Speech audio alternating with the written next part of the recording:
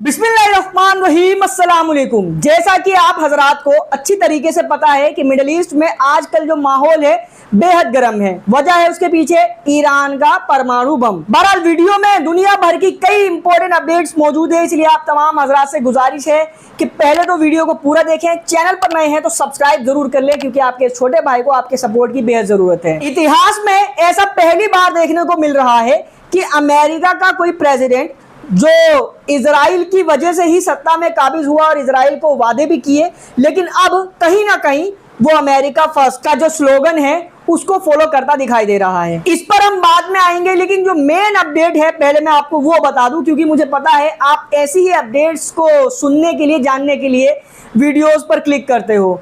दरअसल में मामला कुछ ऐसा हुआ, ईरान के फॉर्मर न्यूक्लियर चीफ जिनका नाम है फरीदून अब्बासी, इन्होंने टीवी इंटरव्यू में, काफी लंबा चौड़ा ये इंटरव्यू है तो पूरी वीडियो तो नहीं दिखाऊंगा आपको, मैं आपको बस की पॉइंट्स बता देता हूं। जो मेन बातें इन्होंने कही और 4-5 लाइनें बोली, उसी में इन्होंने हिलाकर रख दिया है दुनिया को। इन्होंने कहा कि अगर हमें ऑर्डर दे दिया जाए, यानी सुप्रीम लीडर ईरान के अगर हमें ऑर्डर जारी कर दे कि न्यूक्लियर बॉम्ब बनाना है तो हम अभी बनाकर टेबल पर रख देंगे। इसके अलावा चलो न्यूक्लियर भी नहीं अगर बनाना चाहें तो हम छोटे न्यूक्लियर बॉम्ब्स भी बना सकते हैं, जो कम से कम किसी भी देश की मिलिट्री के पूरे बेस को खत्म कर सकती है। उसको इंटरसेप्ट करने का भी कोई फायदा नहीं होगा। और ये WMDs यानी वेपन्स ऑफ मास डिस्ट्रक्शन में भी नहीं आएंगे। जो वेपन्स लोगों को मार सकते हैं, जिसका नाम लेकर इराक में लाखों लोगों को मारा गया था नेटो द्वारा, वो भी नहीं, उसमें भी काउंट नहीं होंगे। लिहाजा इजराइल के अंदर गंदी नालियों की पैदाइश जो बसी हुई है आकर, उनको धमकी देते हुए इन्होंने कहा है कि इजराइल छोड़कर निकल जाओ, अगर तुम नहीं भागते हो तो जाहिर है निपटा दिए जाओगे। बाखुदा ये एक खबर नहीं है, बल्कि जो इजराइल की दुखती रग है उसका ये रीजन है। इजराइल जो फनफना रहा है ईरान के ऊपर हमला करने के लिए, वजह कोई छोटी मोटी नहीं है। इजराइल को अच्छे से पता है कि ईरान के अंदर इजराइल के खिलाफ बड़े खतरे पनप रहे हैं। अभी आप तमाम हजरात ने ये अपडेट सुन ली होगी कि डोनाल्ड ट्रंप ने नेतन्याहू को फोन पर धमकी दी कि देखो ईरान से हमारी अच्छी खासी पॉजिटिव बातचीत जारी है, हो सकता है कि हम किसी पॉजिटिव कंक्लूजन तक पहुंच जाएं, डील हो जाए, और इससे पहले अगर तुमने हमला कर दिया तो ये ठीक नहीं होगा। जाहिर है इजराइल हमला करेगा, कल की रिपोर्ट में बता चुका हूँ कि अगर उसने हमला कर दिया तो अमेरिका साथ ज़रूर देगा, चाहे तब भी ना चाहे तब भी। मगर अमेरिका का ये मौक़िफ़ है, जो मैंने शुरू में अभी आपको बात बताई कि डोनाल्ड ट्रंप एक ऐसा समझदार प्रेसिडेंट अब तक मुझे दिखाई दे रहे हैं जो अमेरिका के बारे में भी सोच रहे हैं। क्योंकि अमेरिका गया लड़ने अफगानिस्तान में, किसके लिए? इजराइल के लिए। इराक में किसके लिए? इजराइल के लिए। लीबिया वगैरह में जो इन्होंने गंद मचाई, किसके लिए? इजराइल के लिए। लेकिन नुकसान किसका हुआ? पैसों का भी, मिलिट्री का भी, और पर्सनल्स, यानी किसी का भाई, किसी का बाप, किसी का बेटा, किसी का शोहर। अमेरिका के भी तो सोल्जर्स मारे गए ना हर जगह पर। नुकसान किसका होता है?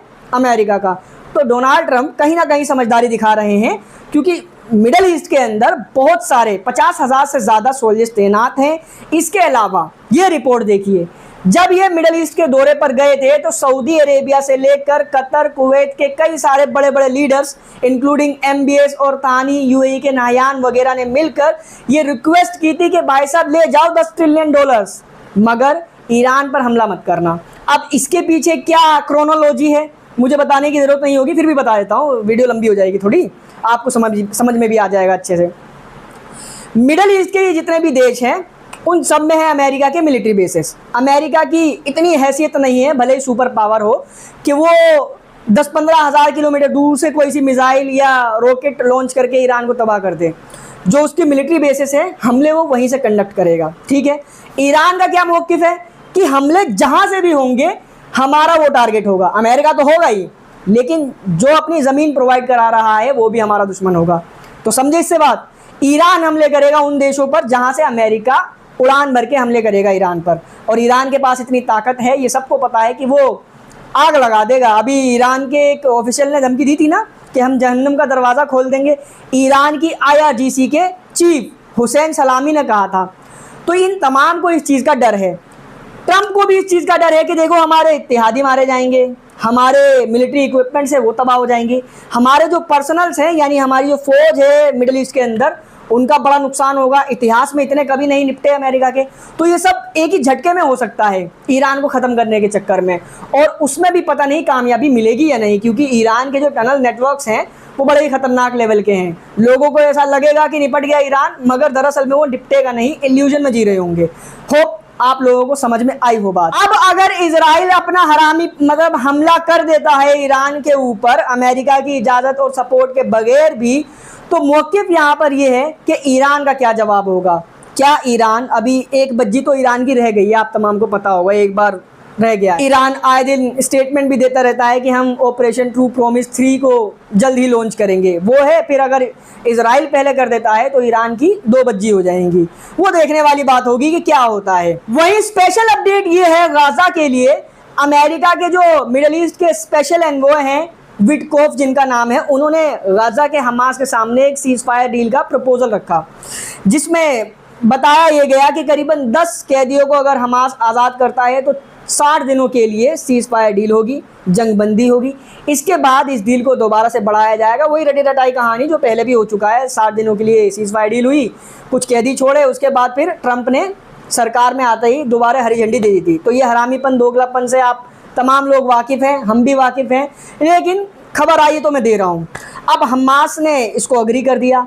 खबर है कि नेतन्याहू ने भी अग्री कर दिया, लेकिन नेतन्याहू के जो पॉलिटिकल आतंकी हैं वो डिसअग्री कर गए। उन तमाम ने एक सुर में, जिनका सरदार आला है बेजलेल स्मोट्रिच, इन तमाम ने कहा कि हम इस डील को एक्सेप्ट नहीं करेंगे। गाजा में जो ज़मीनें हमने फतह की हैं इन्होंने, चोरों ने, वो कब्ज़ा नहीं छोड़ेंगे हम। लेकिन नेतन्याहू ने और हमास ने अग्री तो नहीं किया था, लेकिन हमास ने ये कहा था कि हम इसको रिव्यू कर रहे हैं। हो सकता है जब तक आप ये वीडियो देख रहे हो तब तक दोनों के बीच में अग्रीमेंट हो जाए। लेकिन हमें तो इस चीज़ का पक्का यकीन है कि इस सीज फायर प्रपोजल के पीछे भी एक नया हरामीपन होगा। थोड़े से तो कैदी रह गए हैं, शायद 37-38 रह गए हैं, 10-10 करके ऐसे ही छुटा लेंगे। उसके बाद नेतन्याहू चाहे जो करे। उधर इजराइल की फोर्सेस ने साउदर्न लेबनान के बॉर्डर के इलाके के अंदर घुसकर, इजराइल से लेबनान में अंदर जाकर एक बार फिर से अपने देश के झंडे को फहरा दिया है। बताता चलूं कि पिछले 6 महीने यानी नवंबर से सीज फायर जारी है। लेबनान के हिजबुल्लाह ग्रुप ने अभी तक कोई भी उल्लंघन नहीं किया, लेकिन इजराइल ने लाखों बार कर दिया है। इसके बावजूद भी इंटरनेशनल कम्युनिटी, जिसमें हरामियों की तादाद ज़्यादा है, वो खामोश बैठी है। अब ये जाके अंदर झंडे गाड़ रहे हैं, हमले भी कर ही रहे हैं। इसके अलावा एक रिपोर्ट और आई, ये मौजूद है, इसमें दावा किया गया है कि लेबनान की ये जो दलाल सरकार है, ये इजराइल की इंटेलिजेंस का यूज़ करते हुए, कोलैबोरेशन करते हुए, लेबनान के जो हिजबुल्लाह के लड़ाके हैं उनके इंफ्रास्ट्रक्चर को आइडेंटिफाई करके डिस्ट्रॉय करने का काम कर रही है। मगर इजराइल के आगे इनकी ज़ुबान नहीं खुल रही। वो इसलिए मैं आपको बता चुका हूँ कि ग्रेटर इजराइल बन चुका भाई साहब। वहीं इजराइल के मिलिट्री के कुछ बड़े बड़े अधिकारियों ने ये कहा है कि हम लेबनान के ग्रुप हिजबुल्लाह को लगातार कमज़ोर करते रहेंगे, यानी लेबनान के अंदर घुस के कभी ड्रोन, कभी एयर स्ट्राइक्स, तो कभी मिसाइल स्ट्राइक्स करते रहेंगे। हाँ, जैसे ही वहाँ से जवाब मिलेगा, काउंटर अटैक होगा, तो इंटरनेशनल कम्युनिटी से, यानी अमेरिका, ब्रिटेन, फ्रांस, जर्मनी, इन तमाम दोगलों से ये गुजारिश होगी कि सब एक साथ इकट्ठे होकर आएँ और नंगे होकर सड़कों पर नाचने लगे, ह्यूमैनिटी, पीस और जस्टिस का रोना रोने लगे। आपकी स्क्रीन के ऊपर फ़लस्तीन के यूएन एनवॉय, ये जब फ़लस्तीन का दर्द बयां कर रहे थे, खासकर किसी एक फैमिली जो शायद डॉक्टर थी, उनके 10 में से 9 बच्चों के मारे जाने का जब जिक्र कर रहे थे, तो ये फूट फूट कर वहीं अपने टेबल पर रोने लगे। आपको बता दूं कि यूनाइटेड नेशन दुनिया भर के देशों का एक संगठन है, जहां पर खामा खा के फजूल की बातें होती हैं, उसका कोई कंक्लूजन निकलता नहीं है। वो इसलिए 5 ऐसे देश हैं जिनके पास ये अधिकार है कि कोई सा जो प्रस्ताव है वो पास होना है या नहीं होना है। चीन और रशिया फ़िलहाल तो एक ही खेमे में है, बाकी 3 अमेरिका, ब्रिटेन और फ्रांस, इन तीनों के पास भी वो वीटो नाम का एक झुंझुना है जिसको ये बजाते रहते हैं। अब फ़लस्तीन के लिए जब भी कोई प्रपोज़ल आता है, कोई प्रस्ताव आता है, तो अमेरिका और ये बाकी के देश वेस्ट वाले, इजराइल के जो गुलाम हैं, वो उसको खारिज कर देते हैं। फिर फ़लस्तीन के लिए भी कभी कोई ऐसी चीज़ आ जाती है उल्टी सीधी, तो रशिया और चाइना कहीं ना कहीं खड़े हो जाते हैं। मतलब इन 5 देशों का अधिकार है, बाकी सब कबूतर हैं, बैठकर पंख वहाँ पर फड़फड़ाते रहो। इसीलिए मैं कहता हूँ यूनाइटेड नेशन भी कुछ नहीं, सिर्फ एक आतंकियों का ग्रुप है, जिसमें बाकी के देशों को सिर्फ ऑब्जर्वेशन के लिए तालियां मारने के लिए रखा गया है। अगर आपका इंटरेस्ट इस वाली पार्टी में है तो आप इनके लिए तालियां बजाओ, उस वाली पार्टी में है तो उनके लिए तालियां बजाओ। आपके हाथ में कुछ भी नहीं होगा बजाने के लिए, जैसे इनके हाथ में झुनझुना है। फ़लस्तीन का एनवॉय रो रहा है, किसी को कोई फ़र्क नहीं पड़ने वाला, कोई एक्शन नहीं लिया जाएगा इजराइल के खिलाफ, क्योंकि इजराइल की जेब में है ना सब। बाकी फिलहाल इस वीडियो में इतना ही था। इस वीडियो को शेयर करें, चैनल पर नए हैं तो सब्सक्राइब जरूर कर लें। And thank you so much for joining.